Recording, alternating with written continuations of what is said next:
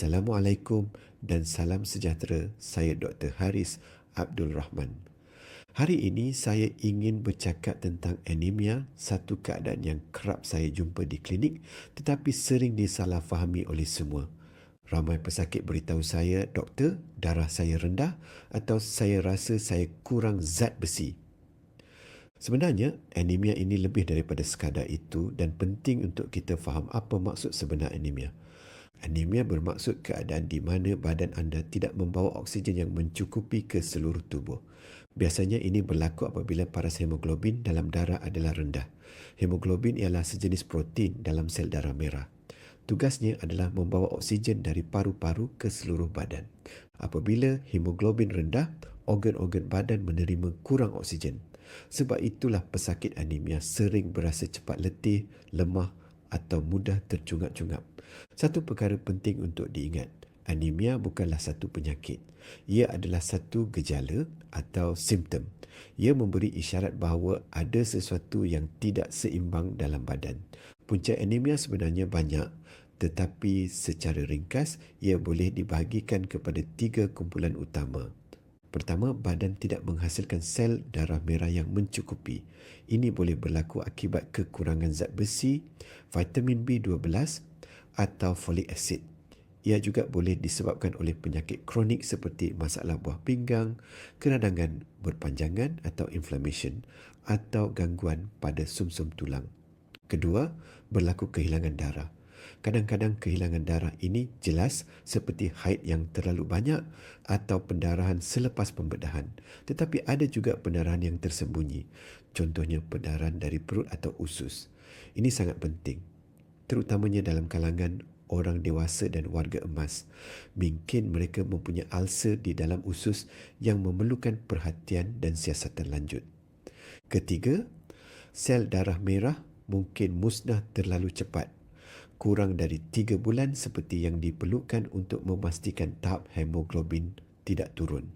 Ini boleh berlaku dalam penyakit genetik tertentu seperti thalassemia, berlaku serangan autoimun pada darah merah, jangkitan kuman atau kesan sampingan ubat-ubatan tertentu.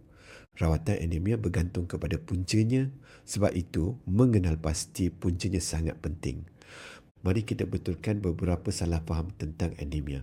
Yang pertama, bukan semua anemia disebabkan oleh kekurangan zat besi.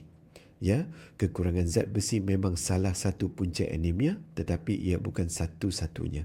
Mengambil zat besi tanpa siasatan tepat boleh juga melengahkan diagnosis sebenar. Yang kedua, anemia ringan bukan sesuatu yang boleh diabaikan. Walaupun ringan, anemia boleh menjadi petanda penting, terutamanya jika ia berlaku secara tiba-tiba, semakin teruk atau berlaku pada orang yang sudah berusia. Ada juga yang beranggapan zat besi tidak berbahaya. Sebenarnya, zat besi ialah sejenis ubat. Jika diambil tanpa keperluan, ia boleh menyebabkan kesan sampingan dan dalam setengah keadaan boleh memudaratkan. Dan satu lagi, sekiranya kita berasa sihat, tidak bermakna anemia itu serius.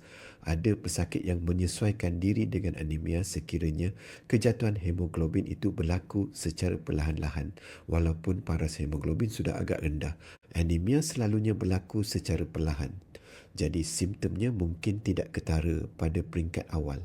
Antara simptom yang biasa ialah cepat letih, pening, mudah tercungap-cungap bersenam atau naik tangga, jantung berdebar-debar, sakit kepala dan sukar memberi konsentrasi. Dalam kes yang lebih teruk pula, pesakit boleh mengalami sakit dada dan pitam. Tahap simptom bukan sahaja bergantung pada paras hemoglobin, tetapi juga pada seberapa cepat ia menurun dan keadaan kesihatan keseluruhan seseorang pesakit. Anemia perlu dinilai dengan lebih serius jika ia berlaku pada lelaki dewasa, wanita selepas menopause atau jika paras hemoglobin semakin menurun setelah dipantau.